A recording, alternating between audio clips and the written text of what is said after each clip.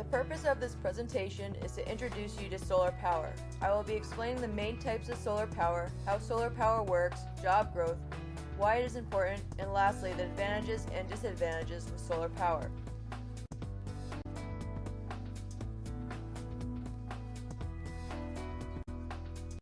What is solar power? Solar power is energy that is generated from the sun. When the sun hits solar panels, it is converted into electrical or thermal energy. When you think about it, solar power is one of the world's cleanest forms of renewable energy. It doesn't give off CO2 emissions. Let's also not forget, the sun isn't owned by anyone, so its energy is free, and it will never run out. The sun always rises. Locke, 2008. Did you know that just 1 hour of sunlight will provide enough solar energy to power everyone's homes in the world for one whole year?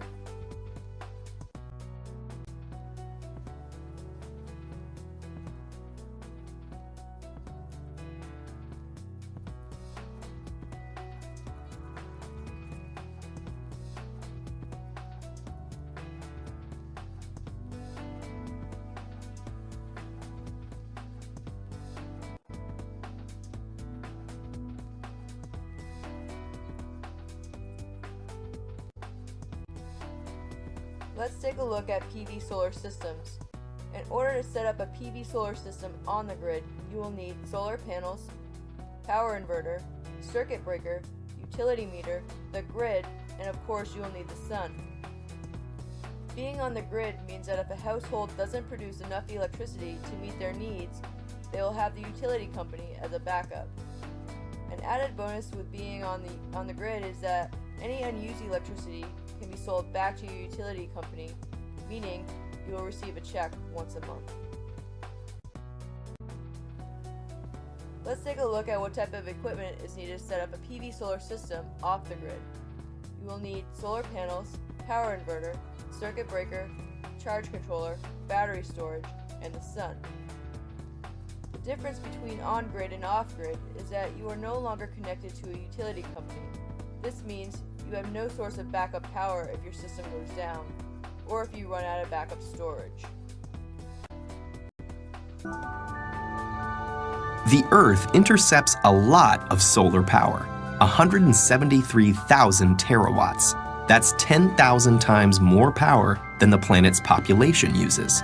So is it possible that one day the world could be completely reliant on solar energy? To answer that question, we first need to examine how solar panels convert solar energy to electrical energy. Solar panels are made up of smaller units called solar cells. The most common solar cells are made from silicon, a semiconductor that is the second most abundant element on Earth.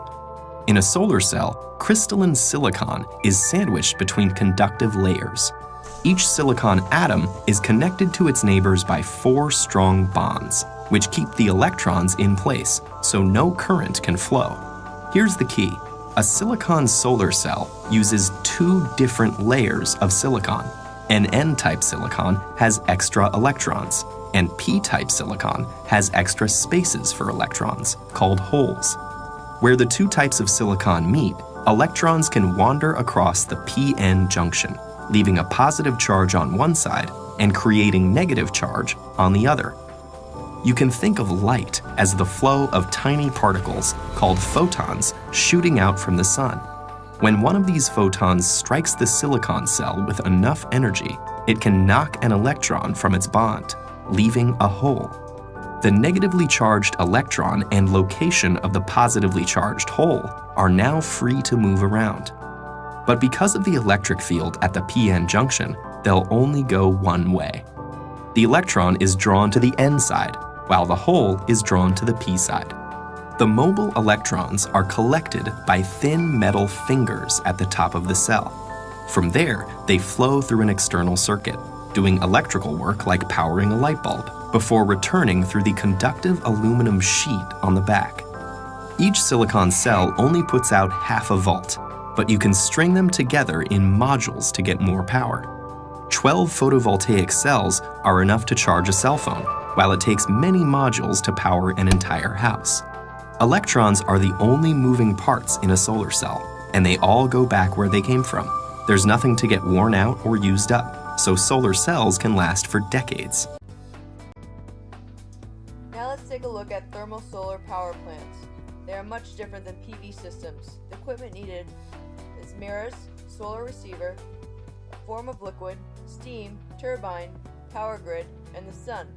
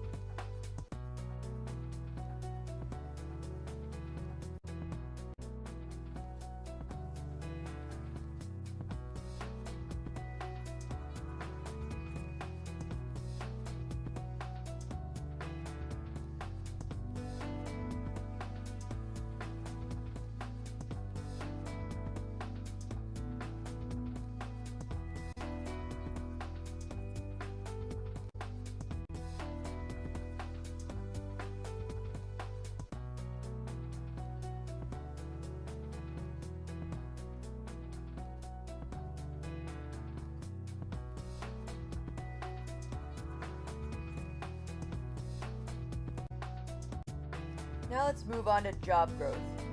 U.S. solar jobs have doubled year after year and now employ more workers than oil and gas. Every 50 jobs in the U.S. is for the solar industry. There are approximately 373,807 U.S. solar workers as of 2016. Salary range varies depending on the type of position a person holds. The national average for a solar installer is $15.79 per hour, but varies on the company. For an electrical engineer, the salary range is $80,000 to $100,000 a year.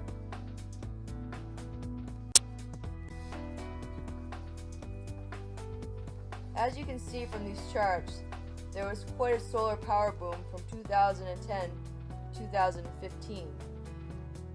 But the really big boom was from 2015 to 2016, when 164,807 solar workers were hired.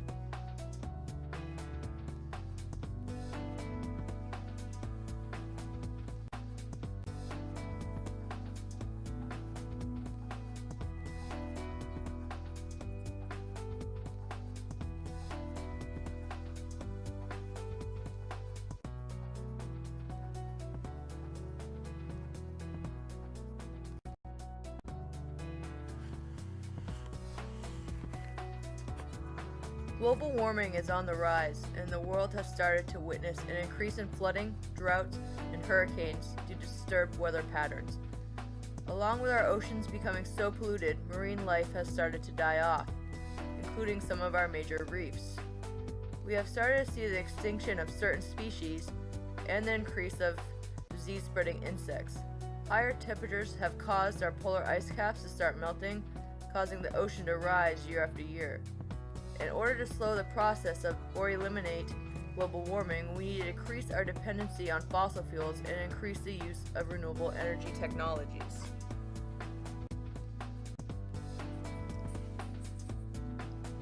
We remain fixated on fossil fuels and invest large amounts of money on trying to find ways to burn it more cleanly and find it more efficiently. We need to start shying away from our dependency on only one form of energy. The use of fossil fuels is causing environmental degradation along with releasing large amounts of CO2 into the air that we breathe. Not only is it horrible for the planet, it causes major health issues such as airborne diseases. We also have to take into account that fossil fuels are not renewable. Once it's gone, it's not coming back.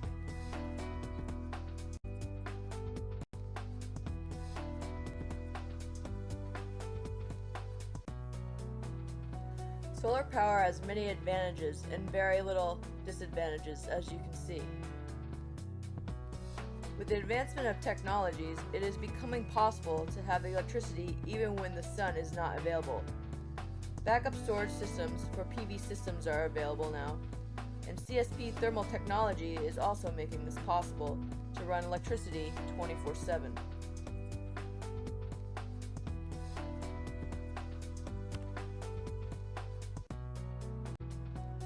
Watching this presentation has given you a better understanding how solar power works and how important it is for the world to start adapting to new technologies to help save our world from further destruction.